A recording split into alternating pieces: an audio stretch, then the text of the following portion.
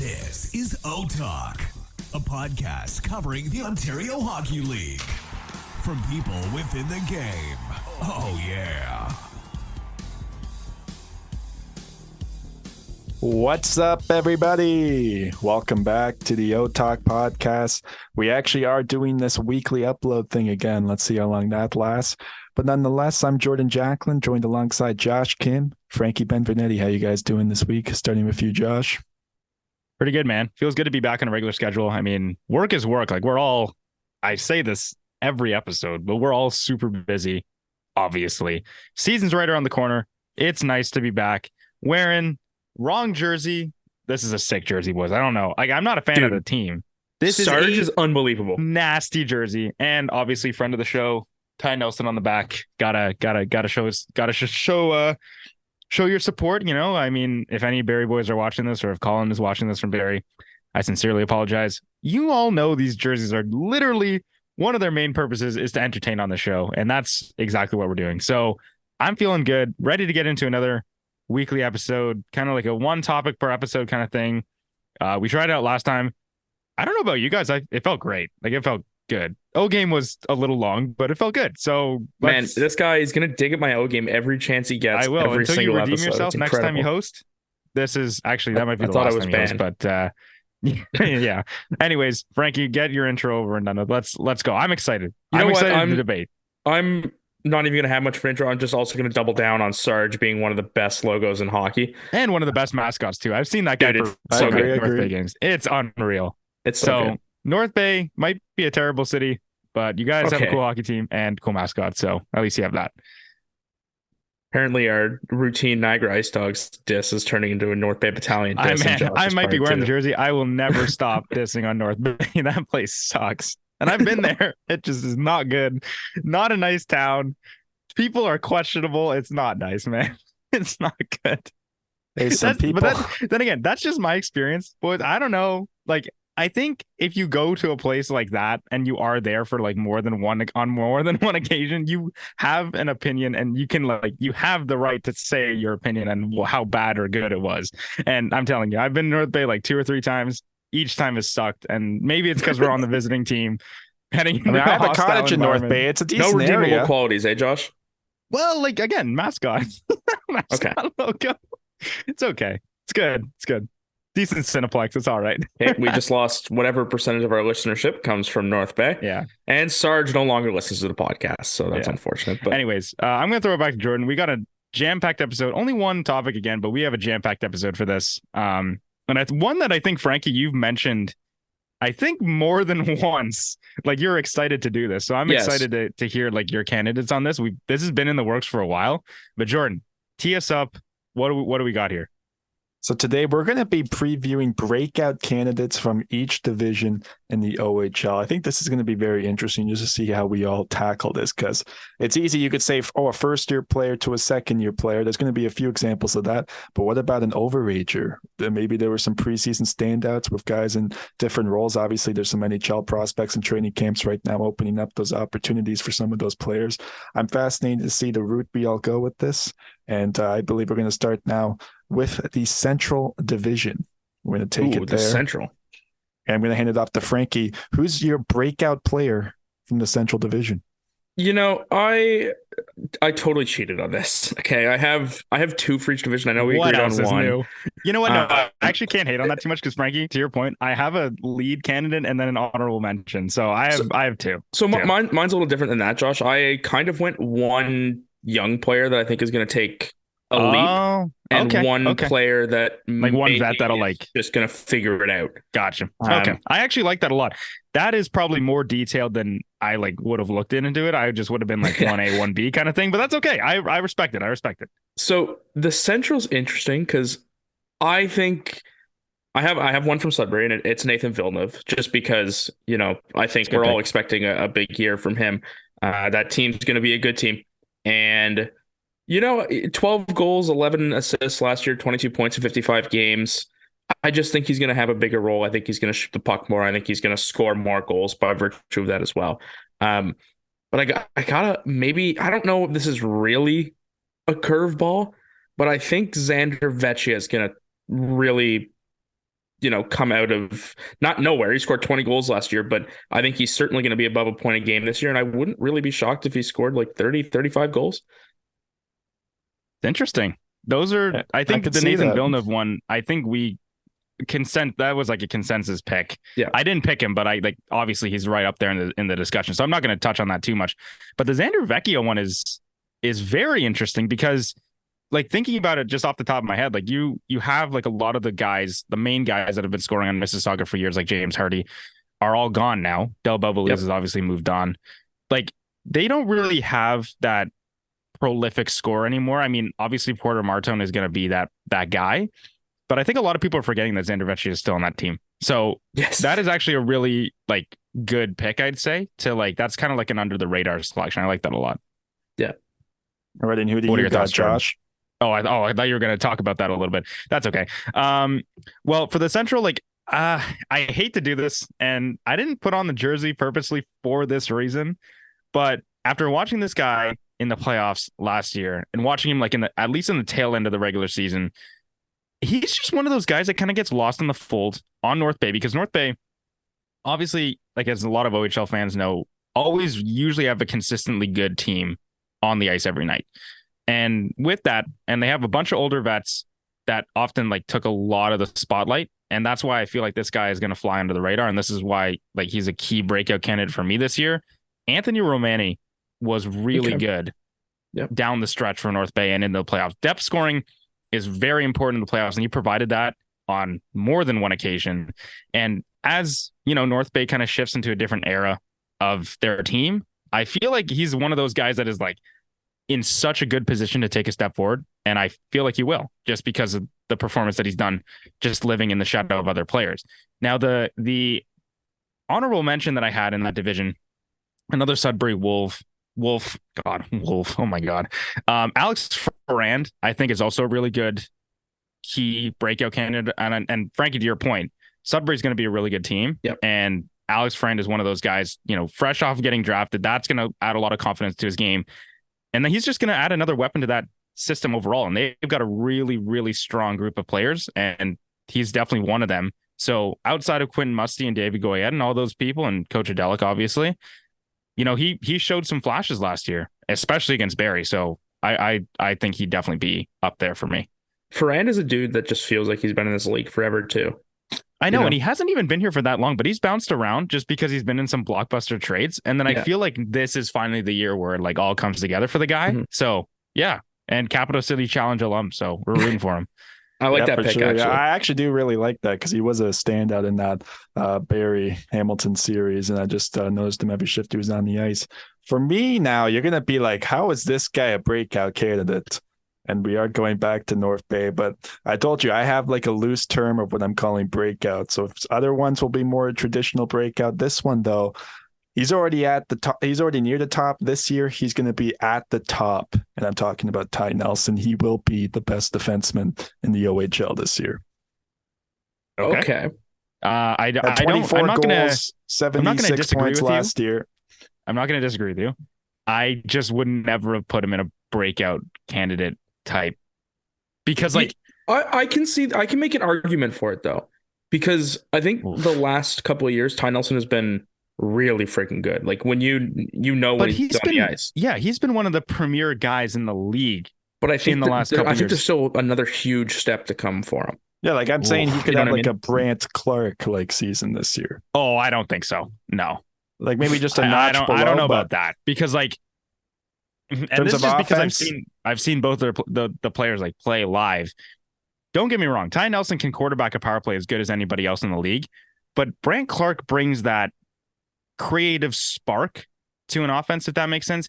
And quite honestly, and this is no diss against Ty Nelson, I just don't know if he has that type of elite vision that Brant Clark has, those elite hands that Brant Clark has. Brant Clark was dangling at the blue line around two forecheckers every single game.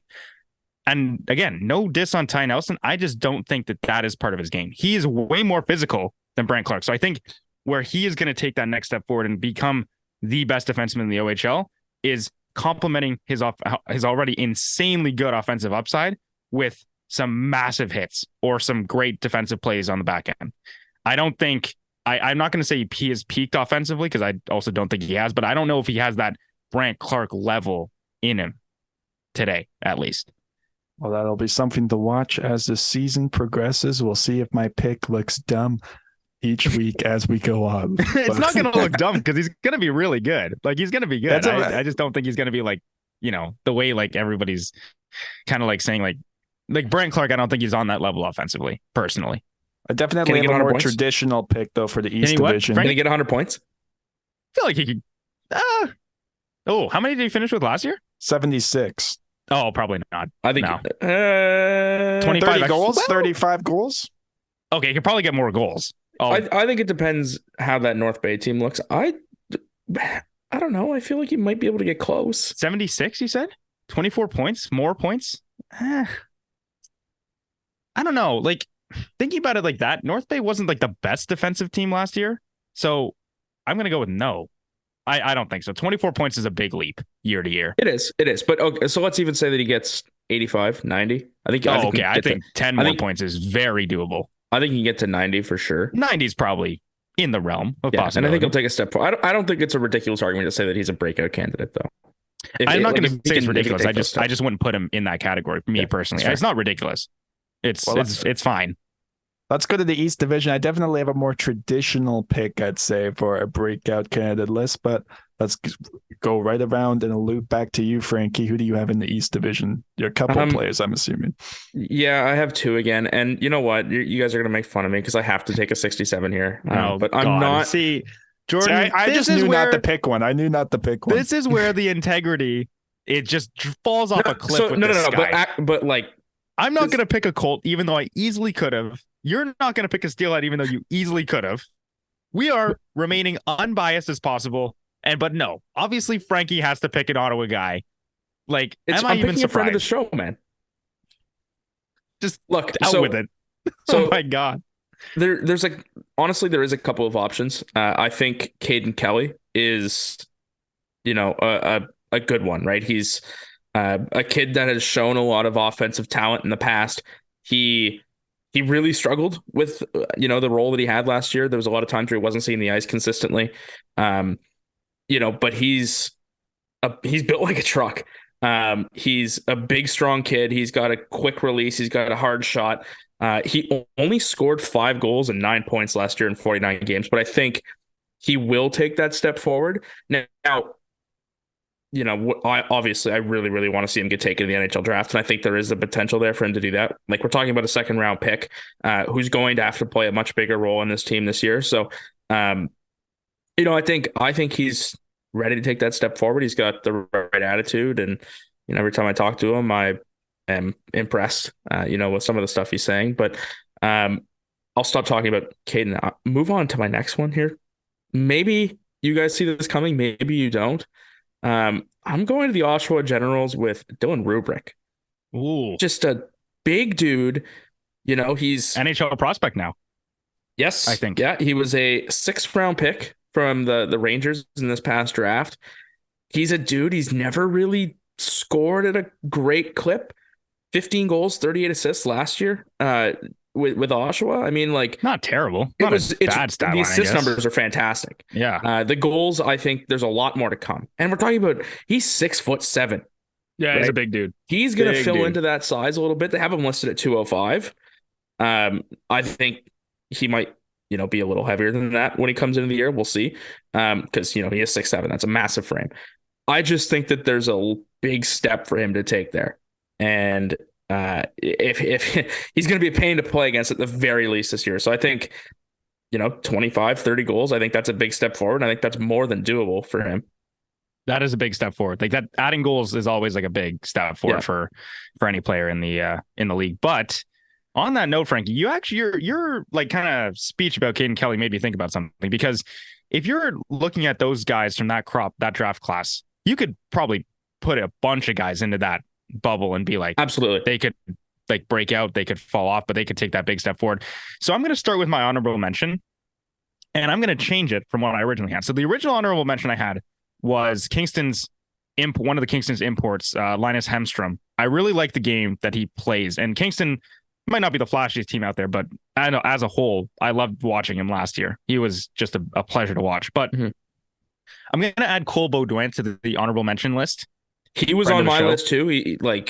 Because although that is the other division. So yeah, when Frankie was saying that stuff about Kane Kelly, I'm like, this could probably apply to a lot of guys in the league. And ironically enough, it applies to Cole very much as well. Like a big dude who's built like a truck, like Frankie said, can drive offense, but is more responsible in a two-way capacity. Played a lot of minutes on the penalty kill in his rookie year. He's heading into his second season, completely new team. He could easily drive the offense on a second line now that he's, has experience in the league for a year. But I just wanted to say that note because Frankie, I actually agree with you a lot. You must apologize for this slander of me being a homer. I'm not going to apologize for that, but like I agree with your rationale completely. I get like I'm just saying that as from an overarching perspective, I feel like there's a lot of players that can fit in. But my main breakout candidate, and Jordan, I'm actually going to apologize to you because I feel like this fits the bill. Maybe not as bad as Ty Nelson, but my breakout candidate is going to rest safely on the shoulders of Nick Lardis in Hamilton. And a lot of you guys... That's a swing. Okay. That's a big swing. A lot of you guys are probably like... Well, actually, Frankie, your reaction tells me that this is not going in the direction that I thought, because I thought you were going to be, oh, he's fine. He already broke out. He only carried the Hamilton offense for maybe just under half a season. So obviously, like that is like the main principles behind this pick is like heading into next year, Hamilton might not be that good, but Nick Lardis is still going to be there. And let's see if he can do it on a consistent basis. I think he can personally. Again, goes back to the draft, coming back as an NHL prospect. I think that just changes your mentality towards yourself, if anything. Gets your back up a little bit, gets your confidence up, makes you relax a little more. Pressure's kind of off from that journey. And personally, I just think he played a really, really strong second half. I mean, everybody's going to say that, but I think he has the tools to make it work and at least be that guy in Hamilton. He's going to get every opportunity to do it. And that's one of those cases where you just know heading into the season that he's going to get those opportunities and he deserves them. And so like, that's like a perfect recipe for success for most offensive guys like Nick Lardis. So Frankie, I'm going to turn it to you because I don't know why that's like I'm surprised by your reaction, Frankie. Swing. Yeah. I'm only reacting that way because I think what I'm looking at with Nick Lardis is he took that massive step forward last year. And I think it depends if you do you think he's reached his ceiling? Like, is he going to top out at that? Like, I don't necessarily think he's topped out at that. I just think that he was so good with Hamilton last year that I don't know. To me, I thought he played above his head last year in just the way that I thought he almost progressed to where I thought he would be this year at the end of last season. So I think, I don't know. To me, it's not necessarily that I think that he's not that good, because I think he's a really, really good player and he showed that last year. It's just that I don't know how big of a step forward he can possibly take based on his age and everything right now. The step forward would be doing what he did in just under half a season to the whole season. Like that's the breakout right there. Like that's from like half a season to a full season. That is hard to do. Like to carry an offense all season long. So if he does do that, which I think he will personally, just because he did it for half the year, like obviously a full season, like I just said, is a different animal. But for me, like if you can do it over a decently extended stretch and show that you have the habits and the tools that to make it work and all that stuff. Yeah, personally, I just think, it only makes sense to keep growing exponentially there. I think it also depends on kind of what you look at. Because to me, I'm almost in my head isolating what he did with Brantford last year, or I guess Hamilton. Right. And that's the player he is. I guess if you factor in the time with Peterborough, when he didn't have the same role, like let's just call a spade. He wasn't on the ice as much anywhere close. Not at all. So not for any bad reason against Nick Lardis. Peterborough was just a loaded team. So, part of me wonders if I really, really don't want to say that he's, maybe a regression candidate. Wow. Like I don't want to say that, but I almost feel it like I don't know. I just have that feeling that it was like lightning in a bottle, and he's just you're just gonna lose it. I don't think he's gonna lose it. I just think that it's really fascinating. It's really complicated to expect a player to come out and just live up to that again. I guess like I feel like he played so well last year that it's hard to expect it again. I don't know if I'm making sense with that one, but I see what you mean, but I disagree with that because with the same logic, he proved that he could do it for a good chunk of time, plus for sure, like a little bit in the playoffs. So if anything, if I'm Nick Lardis personally, I'm just expecting that I'm going to do that again because again, it's not going to be a completely different team. He doesn't have Sahil Panwar anymore, but it's not going to be a different team to the point where he's just going to be the only guy. He still has some help around him. Yes. Now, like that being said, Brantford's not going to be very good, I don't think, still. But he's going to have a lot of familiar faces in the fold, and those are the guys he went into battle with for half the season, and those are the guys that obviously bought into the system that they were like that offense goes through Nick Lardis now. So with all those factors in mind, like I feel like personally and from an organization perspective, like one needs to expect that again if Brantford's going to have any level of success. I do want to be abundantly clear that I'm not trying to diss Nick Lardis with this. I just think you're asking a lot for him to repeat because he was so ridiculously good. So I would love to see him exceed expectations again. I think expectations are just placed so high on him right now that I really could see a world where he maybe falls short of them. Well, that's an interesting take right there. And honestly, I'm glad none of you guys said the player I did, or I'm going to, I should say, because I'm going with another Oshawa general. This one is a 2024 draft eligible prospect, Beckett Seneca. 20 goals, 55 points in 61 games last year. And if I bet any money on that Jordan would have picked him, I would have made a ton of money because I saw that coming like from a mile away. It's a good pick, though. Good pick. Yeah. He's the steps that he took from, I mean, I'm talking over Jordan's point here, but the steps he took from, the beginning of last season to where he was in the playoffs, it was ridiculous. And Oshawa wasn't even that good last year. So that says a lot about him as a player. But go ahead, Jordan.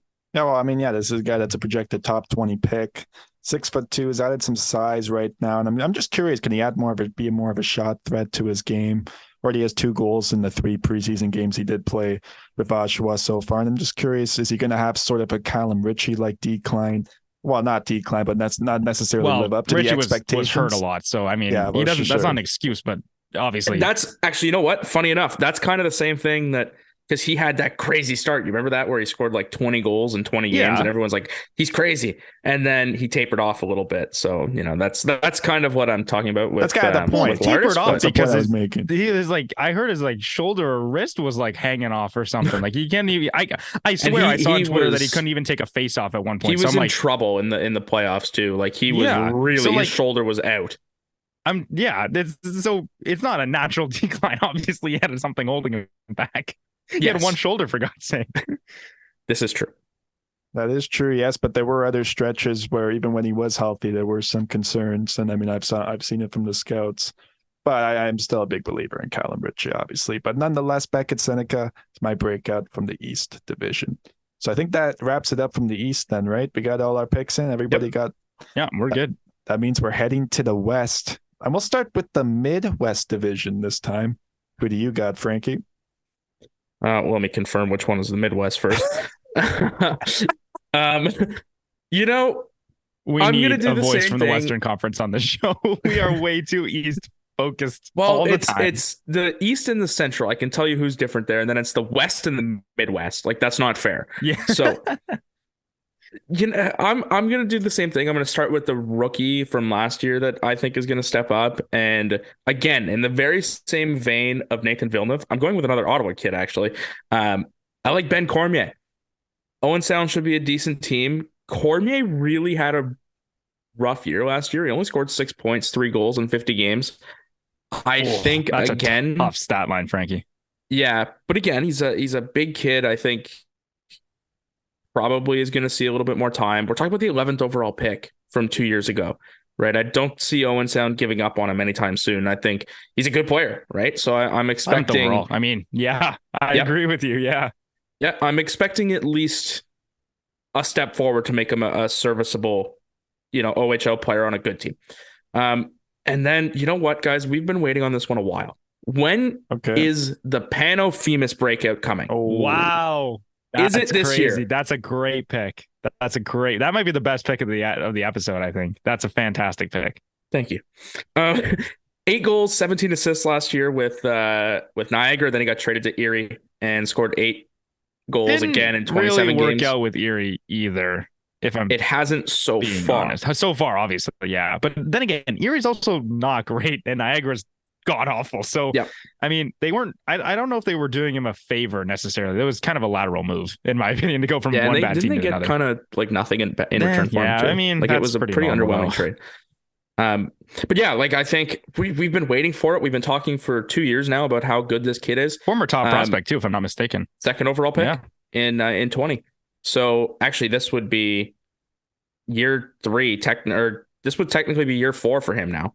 Had he played his rookie season. So again, now he's getting older. Is this finally the year where he figures it out? I like those two fantastic picks. My picks.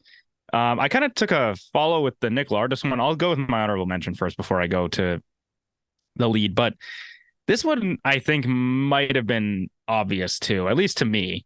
And this is just me watching and paying attention to this team. But Carson Rehkopf is primed for a breakout. It was almost an identical situation to Nick Lardis and Brantford a little bit. But Rehkopf maybe doesn't have the same pedigree as Lardis does. But this guy, if you talk about a shooting threat, holy moly, this guy can really rip it. And on a team like Kitchener, where the dynamic changed so much throughout the year, and now entering a new season with an entirely new coach and a different look at the team. I mean, Carson Rehkopf is right there, and he's ready to score a ton of goals. So I think that was a little obvious, and that's why I put him as my honorable mention. Maybe a little less obvious, and I'm going to go back to Owen Sound with this one. And the first goalie off the board, Carter George, is the breakout candidate for that team. And dare I say, the success of Owen Sound rests on their goaltending heading into this season. And we've seen this over and over. Owen Sound has always had, at least in some capacity, somewhat of a star on their team. This time, Colby Barlow is coming along, and he's actually surrounded by some pretty good players at the OHL level, all NHL prospects, and a good up-and-coming team. Is this finally the year they put the goaltending questions together? Last year was atrocious until Carter George got there, obviously. And this year, Carter George is that guy on the team. Like, he is there. So if he breaks out and carries it, that momentum from that rookie season into this year and backs an already strong Owen Sound team, man, that could be a game changer in that division and conference in general. I do want to mention just with Carter George, I really like what he projects out to be. But I will say it is so much to ask of a rookie goaltender to be your number one when you are hoping to win a Memorial Cup, which is kind of where they're putting themselves. So I think they're going to run with Carter George as far as they can go with him. But I bet you if they're up in definitely a risk. I think they're going to look to add a goalie at some point is what I'm trying to get to. Maybe. All right, Jordan. That definitely can happen.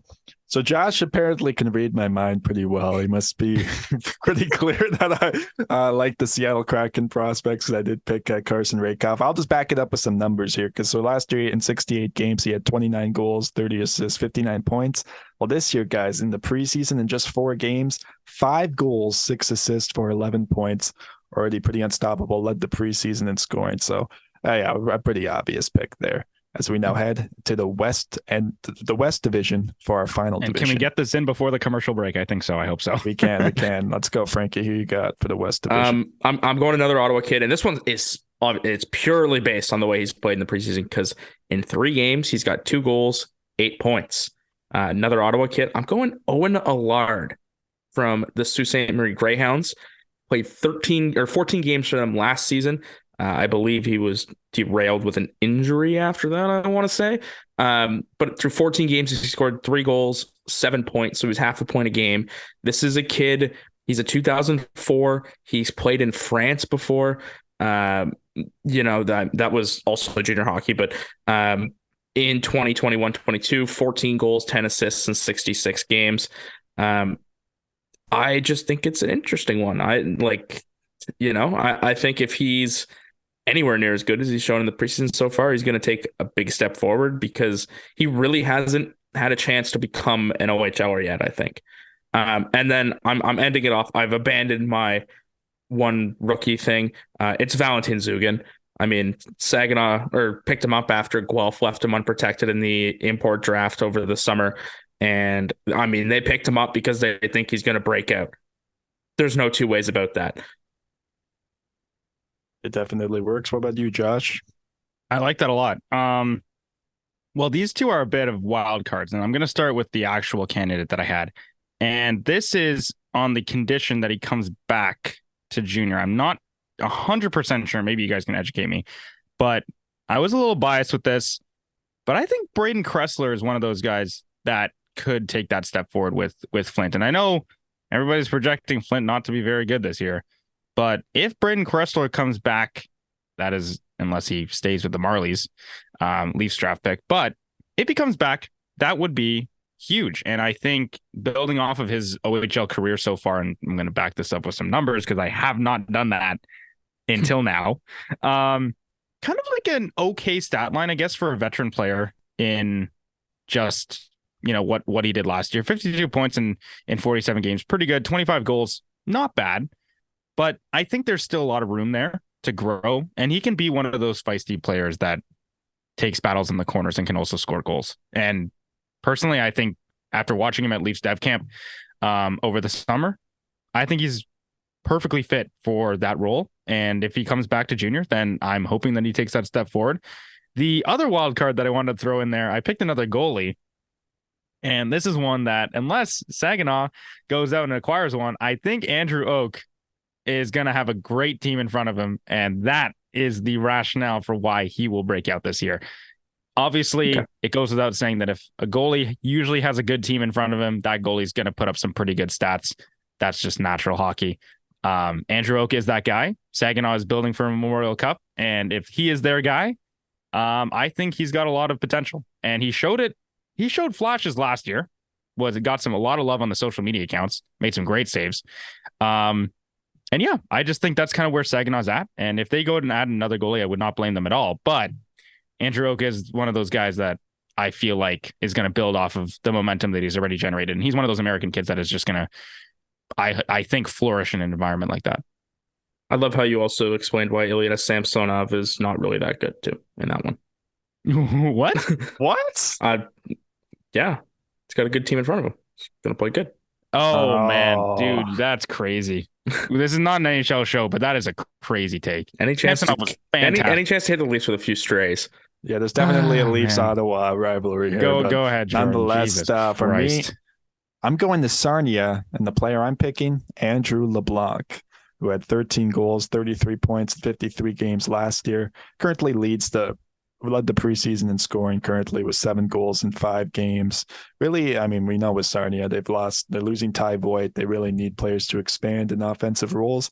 One of those perimeter players in front of the net who can really take that opportunity on. And I do imagine this might be a guy who's itching towards 25, 30 goals. And in his 19-year-old season, you have to imagine he's really going to break out offensively.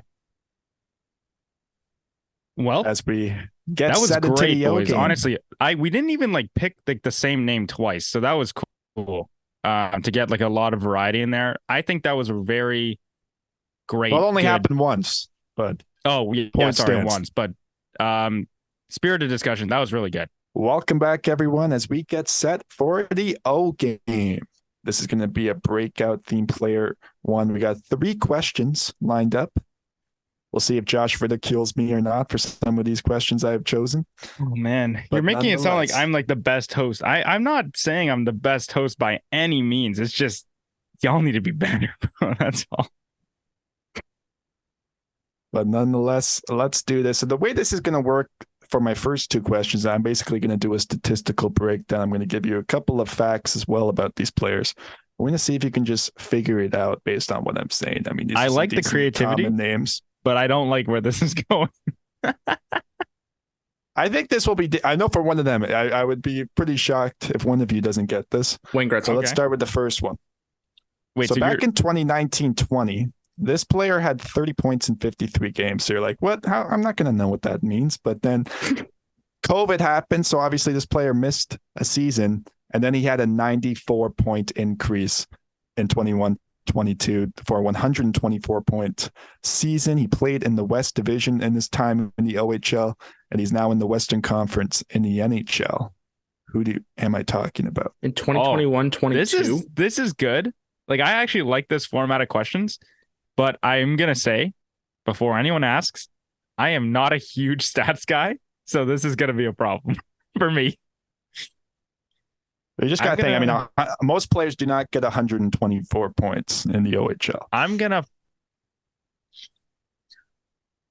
Oh, yeah. I'm going to just focus on the fact that he's in the NHL. Is he playing in the NHL right now? He is. He is playing in the NHL. Oh, so he's actually played a game. Season. Oh, wow. Yes, okay. yes. 2021-22, you said? Yes, that's when the breakout season happened. He debuted in 2019-20. So we were covering this? So we witnessed this happen? We were covering this. Oh, wow. This did happen. And he's played in the NHL? That's the part that's really throwing me off right now. Played pretty decent in the NHL. Can you tell me how many games in the NHL he's played? Western Conference. Played all 82 games last year. Oh my God, my guesses would have been way off. Okay, thanks for that. Wow. Played the whole season in the NHL last year? That's nuts. Oh my goodness. And he played in the West Division, you said? Yeah, during his time in the OHL. What's the West Division again? That's like London, Sarnia. Two Michigan teams. Are you getting on the right track? Wait, no, sorry. Wait. Can someone tell me what the West Division is? No. I'm gonna look it up. I'm looking it up. Fuck this. Oh. He scored 24 goals. I know who it is. I know who it is. I don't. Oh, that's. Is it? Wow. Is it Wyatt Johnson?